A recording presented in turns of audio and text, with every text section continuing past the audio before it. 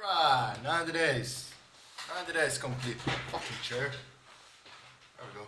Yeah, I suited up for this special occasion of, celebrating 90 days complete with this NoFap thing.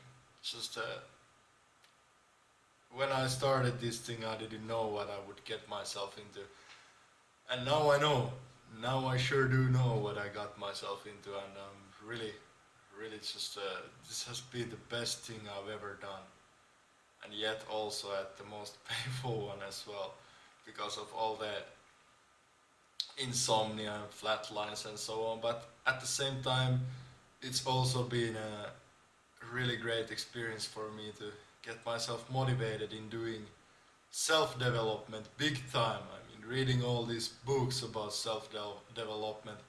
For example, Way of the Superior Man, King, Warrior, Lover, Magician, Archetypes of the Mature Masculine, and Models, Power of Now, Psycho-Cybernetics. Basically, the whole book of that is changing your self-image, and that really gets you in a long run for pretty much anything.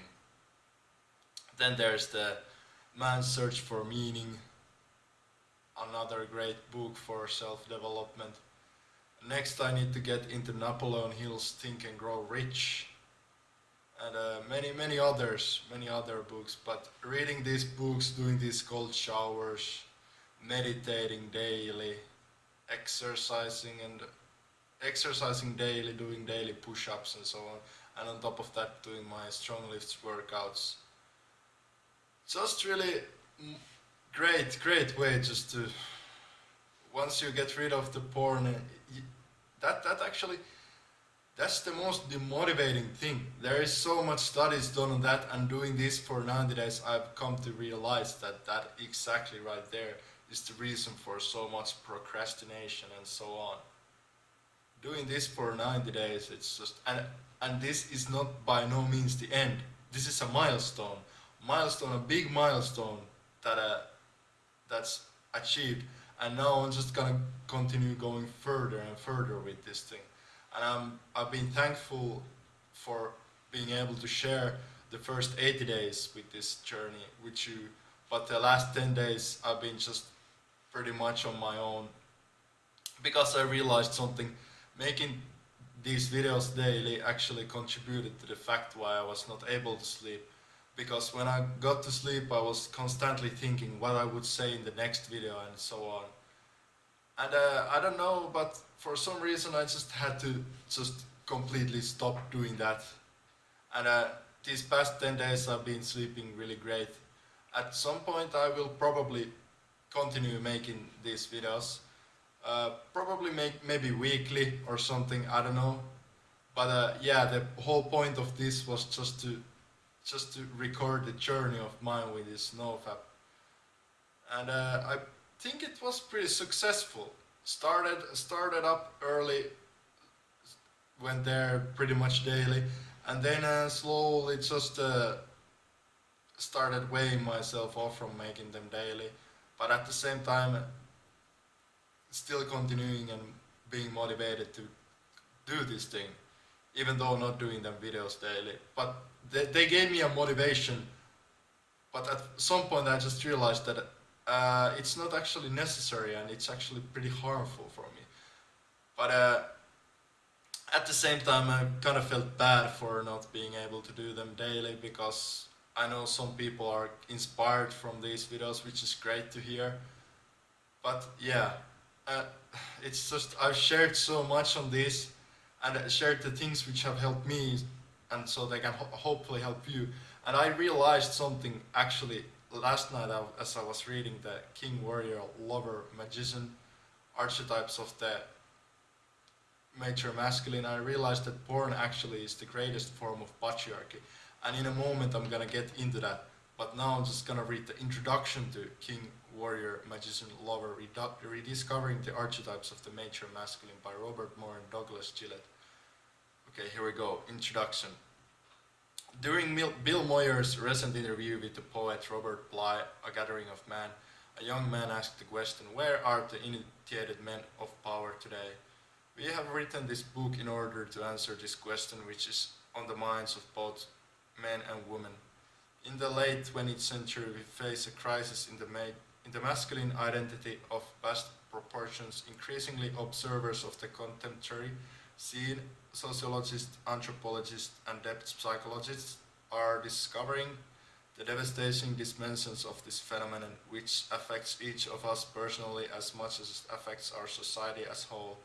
Why is there so much gender confusion today? At least in the United States and Western Europe, it seems increasingly difficult to point to anything like either a masculine or feminine essence. We can look at the family systems and see the breakdown of the traditional family. More and more families display the sorry fact of the disappearing father, which disappears through either emotional or physical abandonment, or both, wreaks the psychological devastation on the children of both sexes. The weak or absent father cripples both his daughters' and sons' ability to achieve their own gender identity and to relate in an intimate and positive way with members of both their own and opposite sex. But it is our belief and experience that we can just point in any simple way the disintegration of the modern family systems. Important as this is to explain the crisis in masculinity, we have to look at two other factors that underline this very disintegration. First, we need to take very seriously the disappearance of ritual process for initiating boys into manhood. In traditional societies, there are standard definitions of what makes up what we call boy psychology and man psychology. This can be seen clearly in the tribal societies that have come under the careful scrutiny of both such noted anthropologists as Arnold van Gennep and Victor Turner. There are carefully constructed rituals for helping the boys of the tribe to make the transition to manhood. Over the centuries of civilization in the West, almost all these ritual processes have been abandoned or have been diverted into narrower or less energized channels into phenomena we can call pseudo-initiations. We can point to the historical background for the decline of ritual initiation. The Protestant Reformation and the Enlightenment were strong movements that shared the theme of the discrediting of ritual process, and once a ritual as a sacred and transforming process has been discredited, what we are left is what Victor Turner has called mere ceremonial, which does not have the power necessary to achieve genuine transformation of consciousness.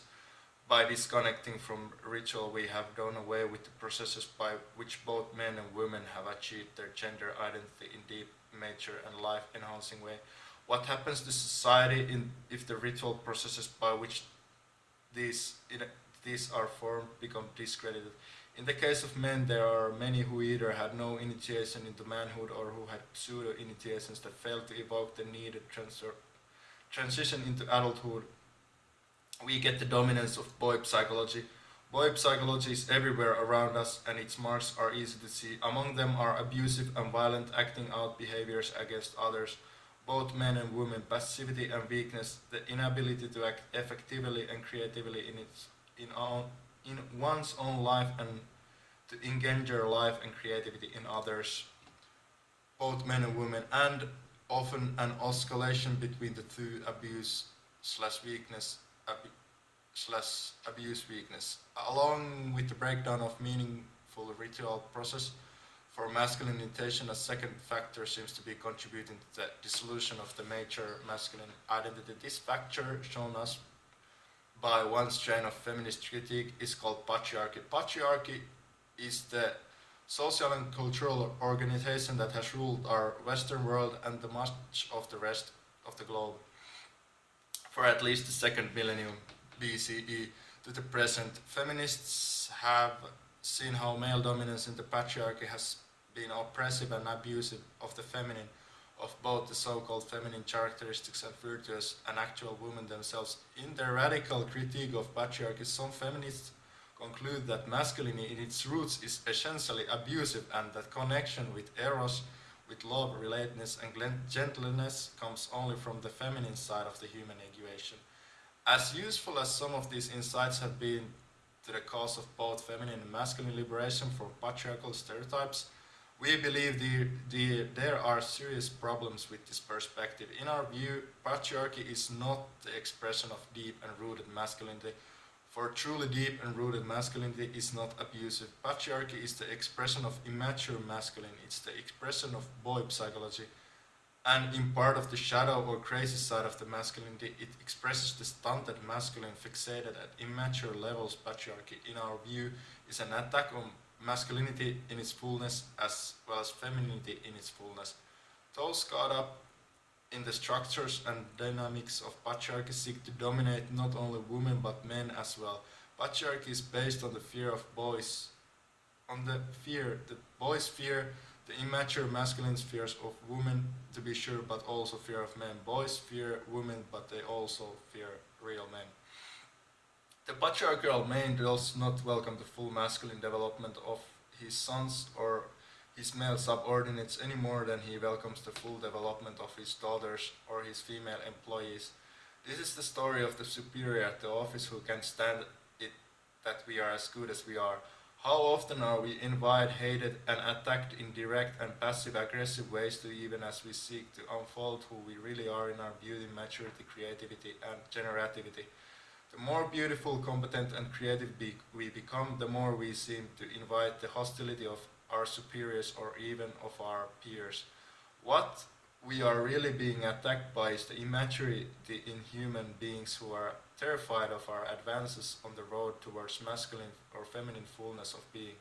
Patriarchy expresses what we are calling boy psychology. It is not an expression of mature masculinity potential in their essence. In the fullness of their being, we have come to this conclusion from our study of ancient myths and modern dreams, from our examination from the inside of the rapid feminization of the mainline religious community, from our reflection upon the rapid changes in gender roles in our society as whole, and from our years of clinical practice in which we have become increasingly aware that something vital is missing in the inner lives of many men who seek psychotherapy. What is missing is not for the most part what many depth psychologists assume is missing, that is a guided connection with the inner feminine. In many cases, these men seeking help had been and were continuing to be overwhelmed by the feminine. What they were missing was an adequate connection to the deep and instinctual masculine energies, the potential of the masculine mature masculinity. They were being blocked from connection to this potential by patriarchy itself and by the feminist critique upon what little masculinity they could still hold onto for themselves. And they were being blocked by the lack in their lives of any meaningful and transformative initiatic process by which they could have achieved a sense of manhood. We found as these men sought their own experience of masculine structures through meditation, prayer, and what Jungians call active imagination, that as they got more and more in touch with the inner archetypes of the mature masculine, they were increasingly able to let go of the patriarchal self and other wounding tooth feeling and behavior patterns to become more genuinely strong, centered, and generative toward themselves and others, both women and men. In the present crisis in masculinity, we do not need, as some feminists are saying, less masculine power, but we need more.